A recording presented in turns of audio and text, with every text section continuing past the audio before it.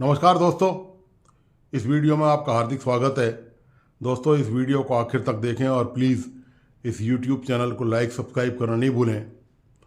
दोस्तों, आप क्या हज़ारों रुपए खर्च करके किसी बैलगाड़ी या भैंसा गाड़ी में यात्रा करना चाहेंगे? नहीं करना चाहेंगे ना। जवाब यही होगा आपकी तरफ से कि साहब ऐसा कौन बेवकूफ़ होगा जो हज़ारों रुपए भी खर्च करे। और आज के ज़माने में, इसे आधुनिक ज़माने में जहाँ एक से एक सुपरफास्ट गाड़ियाँ चलती हैं, जहाँ हवाई जहाज़ चलते हों, हेलीकॉप्टर चलते हों, वह कौन भैंसा गाड़ी या बैलगाड़ी में यात्रा करना चाहेगा। और भारत जैसे तरक्की पसंद देश में, जिसमें लगातार तरक्की हो रही है भारत, तो आप बताइए कि जहाँ चांद पर अपने रॉकेट छोड़ रहा है, उतार रहा है, और उसके बाद नई तैयारी कर रहा है। सूरज पे पहले ही जा छोड़ चुका है और अभी इसरो नई तैयारी कर रहा है।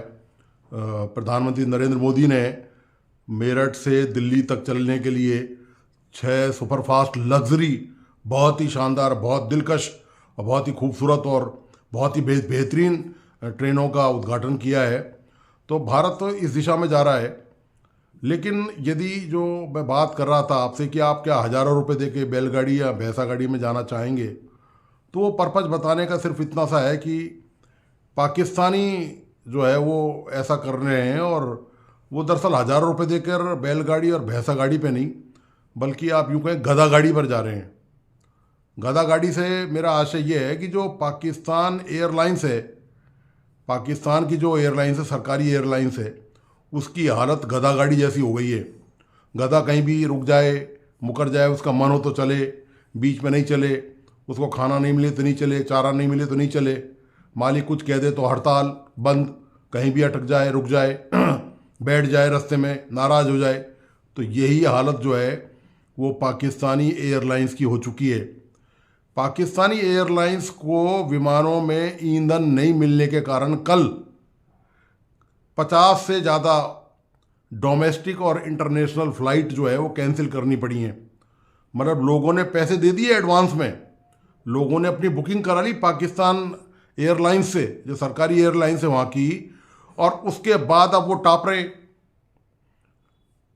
बताया यह गया कि चूंकि जो तेल देने वाली कंपनियां हैं उनका कर्जा नहीं चुकाया गया है, उनका कर्जा नहीं होने कारण उन्होंने पेट्रोल देने से मना कर दिया। इसके कारण इंटरनेशनल और डोमेस्टिक फ़्लाइट जो है वो निरस्त करनी पड़ी। आप ऐसे हालात की क्या भारत में कल्पना कर सकते हैं? भारत में यदि 10 मिनट भी लेट हो जाए फ़्लाइट, तो आप जानते हैं कि कितनी हाय तौबा मचती है। अगले दिन उस एयरलाइंस की खैर नहीं है। सरकार, मतलब आम पब्लिक जो ट्विटर पे और सोशल मीडिया पर रिएक्शन देती है वो तो अलग है, लेकिन सरकार उसकी गर्दन नापने में पीछे नहीं रहेगी। यदि हवाई जहाज़ में आप बैठे हैं, सफ़र कर रहे हैं, जरा भी सुविधाओं में कोई कमी हो जाए अंदर किसी भी प्रकार की, या वहाँ के स्टाफ से कोई शिकायत हो, या एयरलाइंस के कोई तौर तरीक़ों में कोई गड़बड़ आपको नज़र आए, ख़ासतौर से व्यवहार संबंधी और सुख सुविधाएं संबंधी, तो आप ये समझ लिए कि उस एयरलाइंस की जो है सरकार हाल ख़राब कर देगी उसका। पिछले दिनों भारत में ऐसा हो भी चुका है कि जिन एयरलाइंस ने ज़रा ज़्यादा होशियारी दिखाई तो सरकार ने उनके पर कतरने में देर नहीं लगाई। दोस्तों, पाकिस्तान की तो दोस्तों हालत ही ऐसी है, वो भुखमरी के कगार पर है, जहाँ रोटी खाने को नहीं है, पेट्रोल डीजल 300 रुपये से पार है, आटा 150 रुपये से पार है। तो ऐसे मुल्क में हवाई जहाज़ क्या चलेंगे? वहाँ तो बैलगाड़ी चलेंगी, वहाँ घोड़ा गाड़ी चलेंगी, भैंसा गाड़ी चलेंगी। वहाँ के लोगों की मानसिकता हालत ये है कि एक श्रीमान जो है वो, वहाँ के जो धार्मिक नेता हैं, वो इजराइल से युद्ध करने के लिए घोड़े पे जा रहे हैं।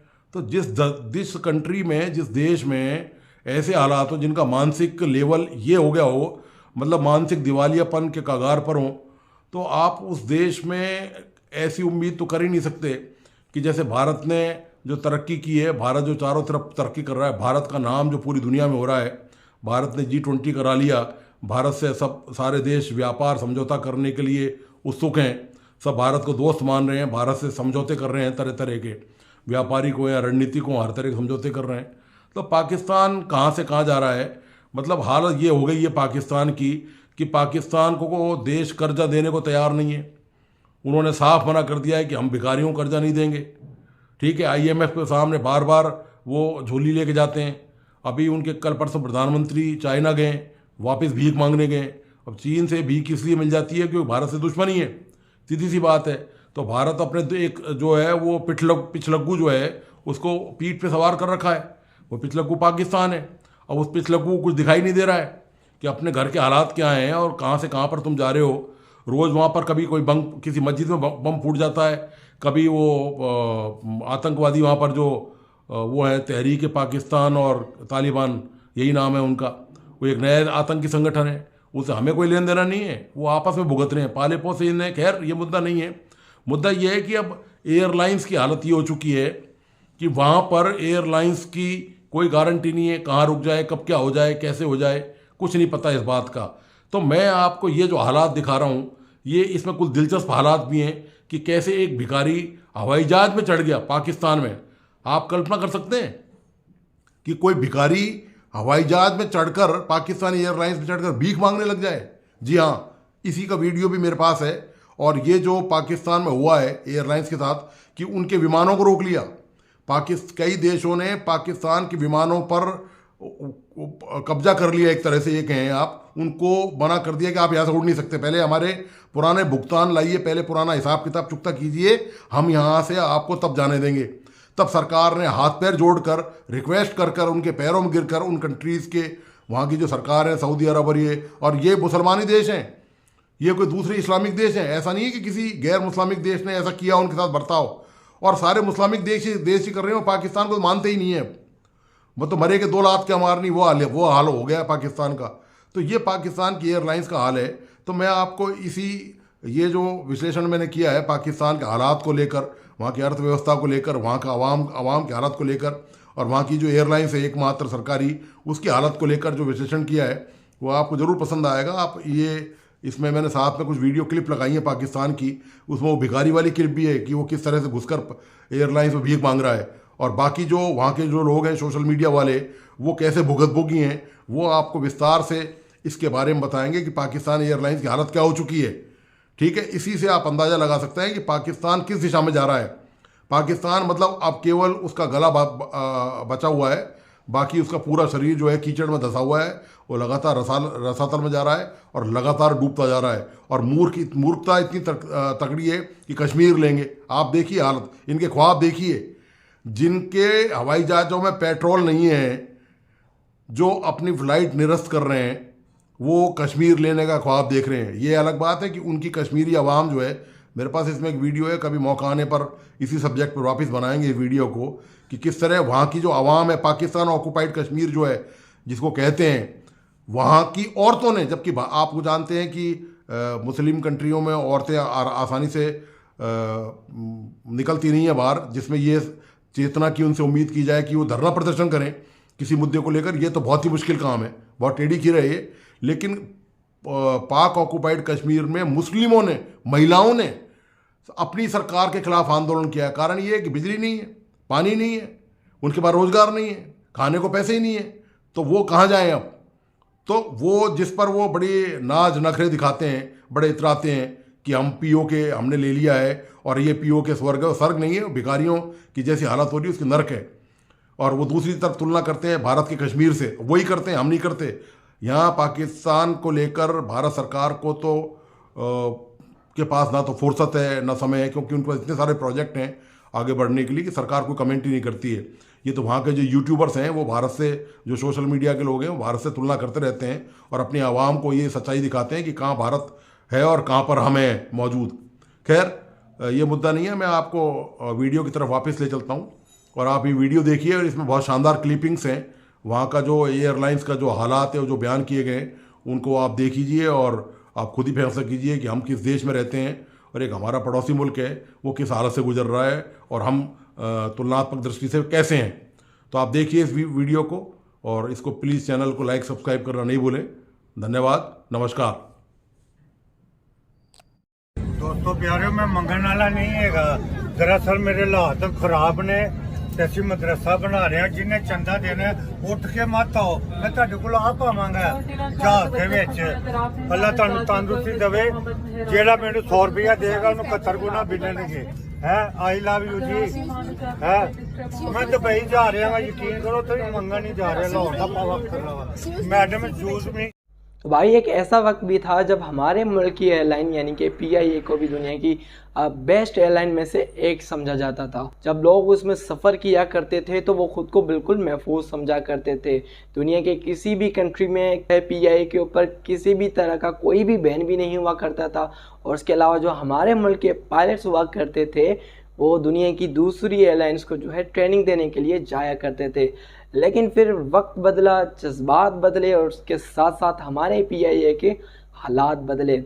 हालात कुछ इस तरह बदले कि जो पीआईए के जहाज़ कभी आसमानों में उड़ा करते थे, आज उन्हें उड़ाने के लिए पीआईए के पास जो है फ्यूल भी खरीदने के पैसे नहीं हैं। गजब बेइज्जती है। तो अगर हम इस मसले के ऊपर डिटेल से बात करें तो भैया सीन कुछ ऐसा है कि जो पीएसओ है जो कि पाकिस्तान की एक फ्यूल की कंपनी है, उसने जो है पीआईए को जो है फ्यूल देने से इनकार कर दिया। अब इसके पीछे का जो पीएसओ ने रीज़न बताया वो ये था कि भाई हमने जो है इनको 600 मिलियन से भी ज़्यादा का फ्यूल दे चुके हैं, लेकिन इन्होंने जो है अभी तक हमें अब पैसे नहीं दिए। अब जब तक हमें जो है पीआईए वाले हमें पैसे नहीं देंगे, हम जो है इन्हें फ्यूल भी नहीं देंगे। अब इस मसले को हल करने के लिए बीच में आ गई हमारी पाकिस्तान की गवर्नमेंट। ये इसलिए क्योंकि पीआईए की जो 80% से भी ज़्यादा शेयर्स हैं वो हमारी गवर्नमेंट के ही हैं, जिस वजह से इनको बड़ी टेंशन पड़ी हुई है यार इनकी फ़्लाइट्स आखिर क्यों रुक गई।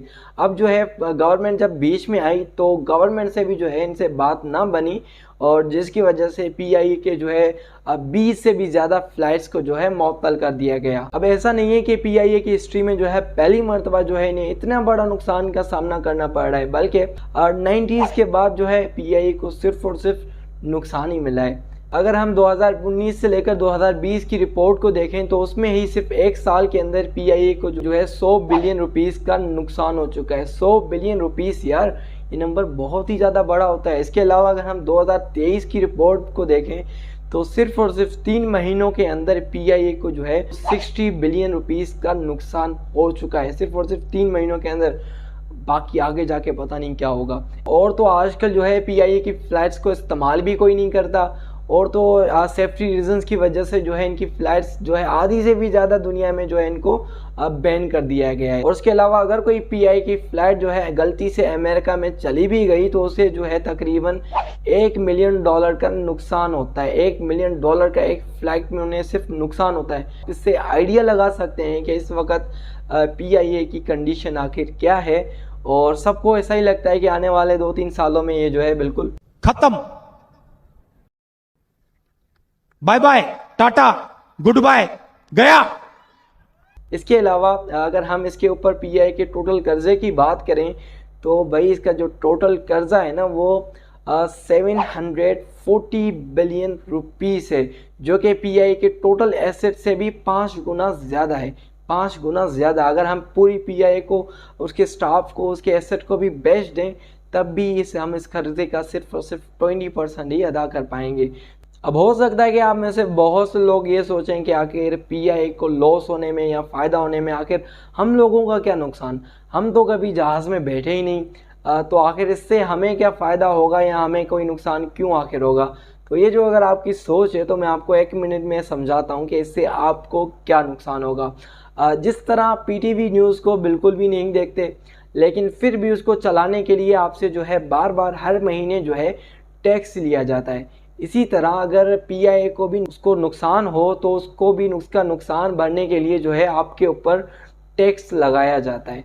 अब यहाँ पे जो है मुझे सिर्फ एक बात समझ में नहीं आती हमारी प्यारी गवर्नमेंट की कि देखें, एक चीज़ है जो कि आपको बार बार नुकसान पहुँचा रही है, जिसकी वजह से आपको बार बार नुकसान उठाना पड़ रहा है, लेकिन फिर भी आप उसके ऊपर बार बार इन्वेस्ट करते जा रहे हो और हर साल जो है आपको लॉस होता है, लेकिन फिर भी आप अपनी हरकतों से जो है बाज नहीं आ रहे। अगर कोई एक छोटा बच्चा भी अगर अपना कोई बिजनेस या किसी चीज़ में इन्वेस्ट करेगा ना, अगर वो देखेगा कि कोई चीज़ उसे जो है बार बार नुकसान पहुंचा रही है तो उसे वो जो है बोलेगा यार तू दफ़ा हो जा, ऐसे बिजनेस से मैं ऐसे ही ठीक हूँ। तो लेकिन ये सिंपल बात जो है हमारी गवर्नमेंट को आखिर क्यों समझ में नहीं आ रही, मैं इस बात को समझ नहीं पा रहा। लाउंज में आके बैठ चुकी हूँ, बहुत चलना पड़ रहा है, इतनी ज़्यादा गर्मी है यहाँ पे और इतनी सफोकेशन है। हम लैंड होने वाले लेकिन स्टिल अभी तक कोई एसी ही नहीं चला।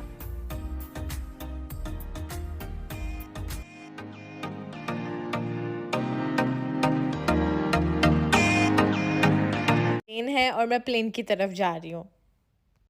20 minutes later. फाइनली मैं प्लेन में आके बैठ चुकी हूँ। इस वक्त रात के 11:30 हो रहे हैं, यानी इस टाइम हमने लाहौर एयरपोर्ट पे पहुँचना था और थकावट की वजह से मेरी आंखें रेड होने शुरू हो गई हैं। और ये है पाकिस्तान इंटरनेशनल एयरलाइन। बस आप हमारी एयरलाइन के हालात चेक करें कि यहाँ से ये सारी सीट फटी हुई थी। ये ही नहीं बल्कि आगे भी जो सीटें थीं वो भी काफ़ी ज़्यादा फटी हुई थी, जो मेरे से आगे वाली सीट्स थीं। अब ये तो चलो ठीक है, बंदा कह सकता है एक फटी थी बाकी शायद ना फटी हुई हो। ज़्यादा मसला क्या हो रहा था, हमारे प्लेन में एक तो स्मेल बहुत ज़्यादा थी और ऊपर से एसी ऑन नहीं थे। अब यहाँ पे आप देख सकते हैं कि मेरे आगे वाली सीट वाले जो अंकल थे उन्होंने एयर होस्टेस को बोला भी कि मेरे साथ एक पेशेंट हैं, काफ़ी एजड हैं, वो इस तरह नहीं बैठ सकती इतने स्मेल में और ऊपर से एसी भी नहीं चल रहा, लेकिन किसी ने कोई तवज्जो ही नहीं दी। और हमें यही था कि चलो अभी नहीं चले, चलो हो सकता है प्लेन स्टार्ट हो बाद में चल जाए, एसी कोई मसला हो या कुछ हो, लेकिन पूरे रास्ते एसी नहीं चला। Can you believe this? उसके बाद मैंने सोचा चलो जो भी हमारे साथ हो रही है उस सबको इग्नोर करते हैं और थोड़ा चिल करते हैं, कोई मूवी लग जाए, कोई गाने लग जाएं, लेकिन ये चल ही नहीं था रहा।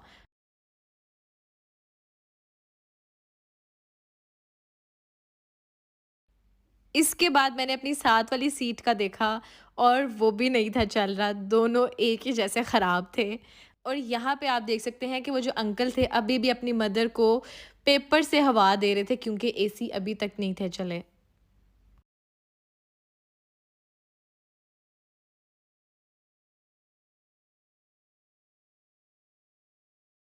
इस टाइम तकरीबन रात के 12 बज चुके हैं और अभी हमारा प्लेन टेक ऑफ हो रहा है। तकरीबन इस टाइम हमने लाहौर में होना था एयरपोर्ट पे, लेकिन चलो कोई नहीं, मैंने आयतुल कुर्सी वगैरह सफ़र की दुआ पढ़ ली क्योंकि जो पीआईए के हालात हैं ना उससे अल्लाह ताला ही हमें महफूज रखें और हम खैर खैरियत से पहुंच जाएं। जी हेलो दोस्तों, मैं हूं कमर चीमा। उम्मीद है आप लोग ठीक होंगे। दोस्तों, एक चीज़ की समझ नहीं आती कि पाकिस्तान की सरकार जो है वो फैसले क्यों नहीं कर पा रही। अभी कल ही पाकिस्तान के अंदर जो पाकिस्तान का जो नेशनल एयर कैरियर है, पाकिस्तान इंटरनेशनल एयरलाइन, उसने तकरीबन जो कि एक loss making state owned entity है, लॉस मेकिंग, प्रॉफिट मेकिंग नहीं, सिर्फ 24 डोमेस्टिक और इंटरनेशनल फ्लाइट्स जो हैं वो कैंसिल की हैं, 12 एक डिले हो गई हैं। मतलब 50-50 फ्लाइटें जो हैं वो 24-36 घंटे के अंदर जो हैं वो कैंसिल हो रही हैं, डिले हो रही हैं, और ये कह रहे हैं कि हमने इसको रखना है। भाई किस लिए? क्यों पब्लिक एक्सचेकर के ऊपर आप बोझ डालते हैं? अब जो मेजॉरिटी जो फ्लाइट्स जो कैंसिल हुई हैं वो इंटरनेशनल फ्लाइट्स हैं, बहुत सारी डोमेस्टिक फ्लाइट्स हैं, क्योंकि तेल नहीं है। भाई तेल नहीं है, इसकी वजह से इंटरनेशनल और डोमेस्टिक फ्लाइट्स जो है वो कैंसिल हो रही हैं। आपने पहले बुक कर लेते हैं, जो लोगों से पैसे ले लेते हैं, फिर आपके पास तेल नहीं होता, लोग आपको तेल नहीं देते ना। कभी आपको मलेशिया में रोक लिया जाता है, कभी आपको लंदन में रोक लिया जाता है, कभी आपको दुनिया किसी मुल्क में रोक लिया जाता है। मतलब आप करना क्या चाहते हैं? ये नेशनल एम्बैरेसमेंट है, इसका ताल्लुक ये कोई गवर्नेंस नहीं है, ये कुछ भी नहीं है। हमने पीएई के बड़े चेयरमैन लगाए, कभी हम एयर वाइस मार्शल लगाते हैं जी, एयरफोर्स से आए हैं, कभी हम प्राइवेट सेक्टर से लगाते हैं, कभी हम कहीं से लगाते हैं, कभी हम कहीं से लगाते हैं। लोग कहते हैं भैया आप नहीं ट्रैवल कर सकते। मैं पाकिस्तानी हूं, लेकिन मैं तो डरूंगा पीएई की फ्लाइट बुक करने से। उसकी वजह यह है कि पता नहीं इसको कौन कहां पे रोक ले। अब देखें ना, जब आपकी इंटरनेशनल फ्लाइट दुबई जानी हो, मस्कत जानी हो, Sharjah, Abu Dhabi, Kuwait, European और वेस्टर्न वर्ल्ड ने तो वैसे ही बंद कर दिया। उन्होंने कहा ਤੁਹਾਡੇ ਕੋਲ तो ਜਿਹੜੇ ने वो क्या नाम है उसका यार, जो पायलट होते हैं वो पायलट ही जाली ने। और हमारे मिनिस्टर ने on the floor of the house in the national assembly accept किया। मिनिस्टर ऑफ एविएशन साहब ने, चौधरी सरवर साहब ने, इमरान खान की हुकूमत के बड़े तोहफे हमें मिले। एक तोहफा ये भी था, ठीक है जनाब, ये तोहफा था कि भाई आप जो है हमारे पास तो सारे हैं ही जाली, तो करना क्या है? मेरा ख्याल है जो एयर इंडिया ना उसी से सबक सीख लें। पाकिस्तान इंटरनेशनल एयरलाइन जो गवर्नमेंट एयरलाइन है, और मजे की बात है जिसने एमिरेट्स एयरलाइन को हेल्प किया 1984 में, लेकिन हम क्योंकि उस वक्त एमिरेट्स के पास जो क्रिटिकल एक्सपर्टीज थी वो नहीं थी। आप देखें ना कि ये अभी सुनने में आ रहा है कि हम इसको प्राइवेटाइज करने जा रहे हैं। भाई इसको कब करेंगे? जब कुछ भी नहीं रहेगा। तो एयर इंडिया से सबक सीख लेना चाहिए। एयर इंडिया से जो है वो सबक सीख लेना चाहिए कि जिसे वो कहते हैं ना कि वो उन्होंने कैसे अपनी जान छुड़ा ली और वो निकल गए। और अभी देखिए आप, पाकिस्तान की कोई सियासी गवर्नमेंट हो, टेक्नोक्रेट हो, कोई भी हो, ठीक है जी, हम सारे टाइम सब्सिडीज दे रहे हैं, सब्सिडीज दे जा रहे हैं और उसके रिटर्न में हमें कुछ भी नहीं मिलता। ठीक है जी, ये एक बड़ी अनफॉर्चुनेट चीज़ है। और ये इंडिया से इंस्पिरेशन सीखें। उन्होंने अपनी गवर्नमेंट एड जो ओन एयरलाइन एयर इंडिया को टाटा सन्स को बेच दी $2.4 बिलियन में। तो बात उन्होंने वो अक्लमंदी की ना उन्होंने। और मुझे याद है इंडिया की जो फाइनेंस सेक्रेटरी हैं, I think she was earlier defence secretary, उन्होंने कहा कि जो एयर इंडिया जो है उसका जो देखिए टोटल लॉस जो था वो $9.5 बिलियन था।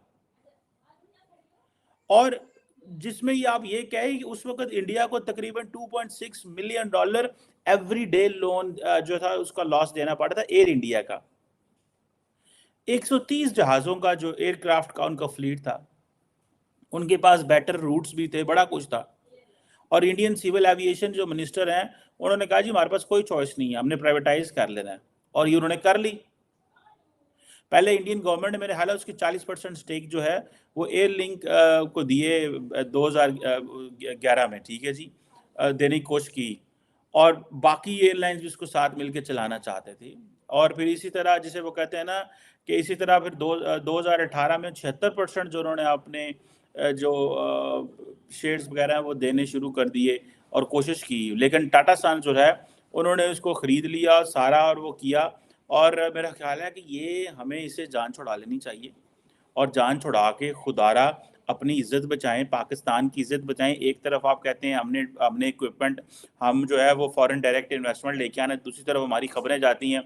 अब होता क्या है कि जहाज़ की कोई भी खबर हो वो इंटरनेशनल हो जाती है, वो पूरी दुनिया में बोली जाती है, बताई जाती है जी जहाज़ लेट हो गया जी। ये वेस्टर्न मुल्कों की जो फ्लाइट्स में हम बैठते उठते हैं, वो किसी का जहाज़ लेट हो जाओ तरले मिनता माफियाँ करन रहे होते हैं, कहते नहीं हमसे गलती हो गई, ये होगी, सॉरी अपोलोजाइज कर रहे होते हैं। और वो उनके ये तो नहीं है कि उनके जहाज़ को किसी ने रोक लेना।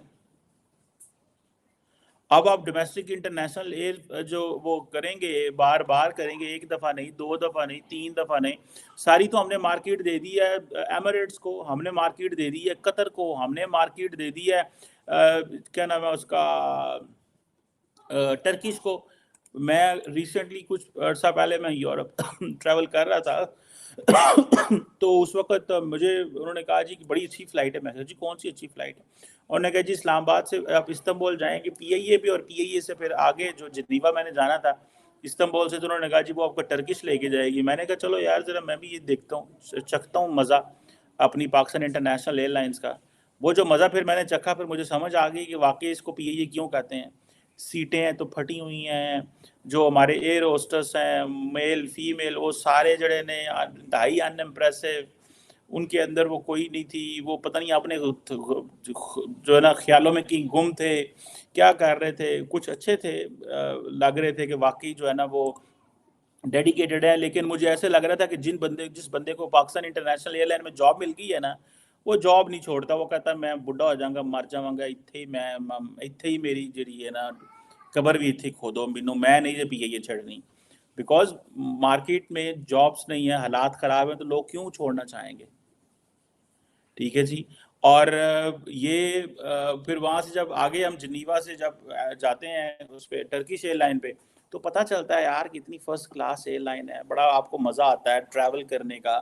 लेकिन जब आप PIA में बैठते हैं तो आपको पता चलता है कि यार क्या। और हमने टर्की से जो है ना अपना शेयर लिया, टर्की को कहा कि आप हमारे साथ मार्चा मार लें। हमारे पंजाबी में कहते हैं मार्चा मारना मीन्स कि भाई हम यहाँ से PIA टर्की इस्तांबुल तक जाएगी, आगे जो है वो जाएगी। और जब मैं वापसी पे आया तो ट्रस्ट मी, जब मैं वापसी पे आया तो उस जहाज़ में ना कोई स्क्रीन थी, ना जाते हुए भी स्क्रीन कोई नहीं थी, ना कोई स्क्रीन थी ना कुछ थी। खाना दिया और हम सो गए। और उसकी वजह ये थी कि जहाज़ तो बड़ा था लेकिन फुल नहीं था। और उसकी प्रॉब्लम ये थी कि ना कोई स्क्रीन है, ना हमें जहाज़ वाला बता रहा है कि हम कहाँ पहुँचे हैं। इंटरनेशनल फ़्लाइट है, बस एक दफ़ा उसने बता दिया जी यहाँ से हम गुजरेंगे, एंड देन वो खामोश हो गया। फिर उसने इस्लामाबाद आके हेलो अस्सलाम वालेकुम मैं पहुँच गया ते हुण तुसीं थल्ले उतर जाओ। So that is very unimpressive. मैं नहीं समझता कि हम पीए को चला सकते हैं, नहीं चलता तो कोई बात नहीं, खैर है। हम तो पहले ही पैसे टिकटें दे रहे हैं, महंगी लोग टिकटें लेके तो बाहर जब जाते हैं तो वो और देते हैं। फ्लाई दुबई और छोटी जो कंपैरेटिवली चीप फ्लाइट्स हैं उनके साथ मुआहदे करें, लोगों को फ़ायदा दें। हमने एक चीज़ की और समझ लग गई है पाकिस्तान में, हम मैन्युफैक्चर नहीं कर सकते, हम चला नहीं सकते। हम सर्विस सेक्टर जो है हम उसको नहीं कर सकते, हम नहीं चला सकते, ठीक है ना? हम सिर्फ ये कर सकते हैं कि जिसे वो कहते हैं ना कि हम सिर्फ सर्विसेज ही ले हो सकते हैं, उसके अलावा हम कुछ नहीं कर सकते। हमें आप देखें कि जो भी चीज़ हम चलाएँगे, हम उसमें दयानतदारी से नहीं चलाते, ईमानदारी से नहीं चलाते, हम उसमें प्रोफ़ेशनलिज़्म नहीं लेके आते, तो फिर कैसे चीज़ें चलेगी?